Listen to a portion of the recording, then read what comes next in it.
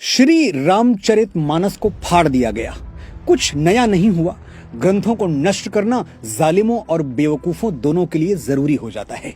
सन 1199 में बख्तियार खिलजी ने नालंदा कैसे फूंका था, ये गूगल कर लीजिएगा। एक ढूंढेंगे 100 कहानियां मिलेंगी जहां लोग तीर तलवार तोप और बारूद से नहीं किताबों से घबरा गए। इस बार निशाने पर हैं गोस्वामी बाबा तुलसीदास। क्यों?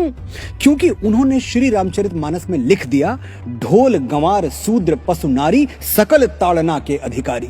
दलितों और महिलाओं का घोर अपमान कर दिया बाबा ने, और अपमान हुआ है ये समझने में हमको 400 साल लग गए। बड़ा लेट रिएक्शन आया। धक्का 400 साल पहले दिया, गिरे अब। मैं बाबा तुलसीदास में अटूट श्रद्धा रखता हूं, लेकिन वो तो पूरा देश रखता है। 150 को छोड़ दीजिए तो कौन है जो बाबा का भक्त नहीं है। लेकिन आज मैं बाबा को एक श्रद्धालु की तरह नहीं, एक राइटर की तरह अप्रोच करूंगा और आपको बताऊंगा कि क्या उन्होंने ये चौपाई लिखकर गलत किया। अब बाबा होते तो मेरी जरूरत नहीं थी। सोशल मीडिया से लेकर प्रेस कॉन्फ्रेंस और प्राइम टाइम तक हर जगह अपनी सफाई खुद पेश कर देते और बात साफ हो जाती। लेकिन बाबा सशरीर है नहीं, इसलिए मुझे ही बोलना पड़ेगा। सिर्फ 2 मिनट मुझे गौर से सुनिएगा, ढोल गंवार का पूरा सच आपके सामने आ जाएगा। ऊपर वाला रॉन्ग हो सकता है, लेकिन डोंग कभी रॉन्ग नहीं होता। बचपन में तहलका फिल्म देखी थी जिसमें अमरीश पुरी साहब ये डायलॉग बोलते हैं। तो क्या फिल्म के राइटर्स कहना चाह रहे थे कि डोंग सचमुच ऊपर वाले से बड़ा है? नहीं भाई, ये तो एक विलेन ने बोला, और विलेन तो वही बोलेगा जो उसका कैरेक्टर है, उसका चरित्र है, यानी गलत बात बोलेगा। इसे फिल्म के राइटर का विचार नहीं माना जा सकता।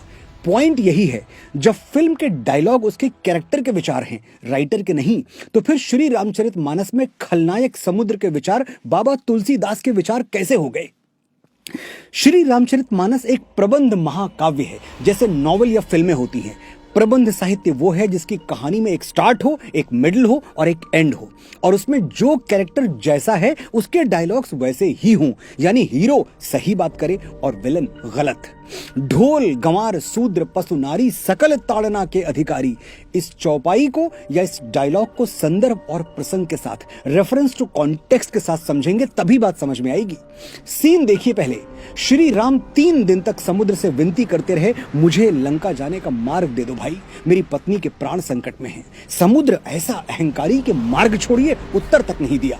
फिर श्री राम को क्रोध आ गया, उन्होंने चढ़ाई प्रत्यंचा और कह दिया कि मैं अहंकार की छाती में अग्नि बाण गाड़ने के लिए विवश हूं, भय बिन होए न प्रीत। बात तो सच है। समुद्र का अहंकार टूट गया और वो मणियों रत्नों सहित त्राहि त्राहि करता हुआ श्री राम की शरण में आ गिरा। अब समुद्र जो कहता है उसे ध्यान से सुनिए, सारा भेद, सारा सीक्रेट यहीं छुपा है। सभय सिंधु गहि पद प्रभु केरे, क्षमहु नाथ सब अवगुण मेरे। गगन समीर अनल जल धरनी, इनकई नाथ सहज जड़ करनी। प्रभु भल कीन मोहि सिख दीन्ही, मर जादा पुण्य तुम्हारी कीन्ही। ढोल गंवार शूद्र पशु नारी, सकल ताड़ना के अधिकारी। समझाता हूं क्या कहा समुद्र ने। हे प्रभु, मुझे क्षमा कर दीजिए। आकाश हवा धरती और वायु की तरह जल भी जड़ है, मैं भी जड़ हूं, मुझ में सोचने समझने की शक्ति नहीं है। प्रभु, आपने मुझे अपनी बनाई हुई मर्यादा की शिक्षा दी, आप मर्यादा पुरुषोत्तम हैं, इसलिए अब मेरी बुद्धि जागृत हो गई है। समुद्र इसके आगे प्रतीकों में बात करता है, मेटाफर्स में बोलता है। वो कहता है ढोल यानी एक ऐसा वाद्य यंत्र जिसे बिना सीखे नहीं बजाना चाहिए, वरना संगीत की जगह शोर निकलेगा। गंवार यानी अशिक्षित ग्रामीण।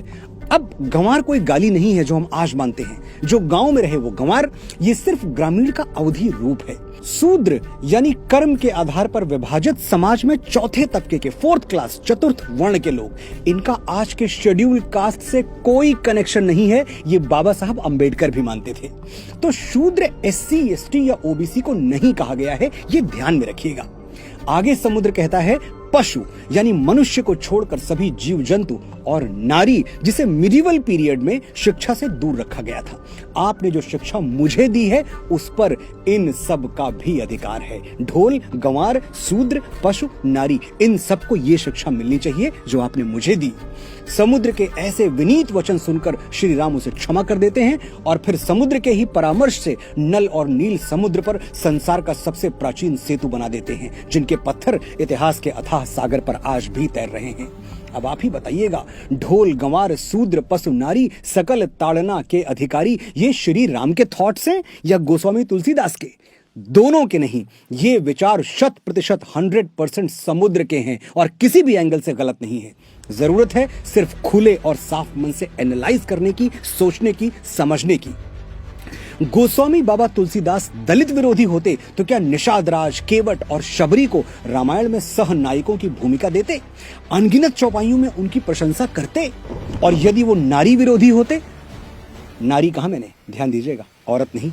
आशा करता हूं अब तक आप भी अपने आसपास के सम्मानित महिलाओं को औरत कहना छोड़ चुके होंगे। जो रेफरेंस और कॉन्टेक्स्ट नहीं समझ रहे हैं वो मेरा ये वीडियो जरूर देखें, लिंक डिस्क्रिप्शन में दे रहा हूं। तो बाबा तुलसीदास अगर नारी विरोधी होते तो क्या देवी अहिल्या, जिनका शील भंग किया गया था, क्या उनको इतना सम्मान देते जितना दिया है? रामचरितमानस या किसी भी ग्रंथ को जलाकर आप बख्तियार खिलजी की टीम में शामिल होना चाहते हैं तो आपकी मर्जी, वरना सच तो यह है कि कुछ पन्ने जलाने से न राम की महिमा जलाई जा सकती है, न तुलसी का तेज। मैसेज एकदम क्लियर है, अफवाहों पर न जाएं, अपना दिमाग लगाएं। जय श्री राम, जय बाबा तुलसीदास।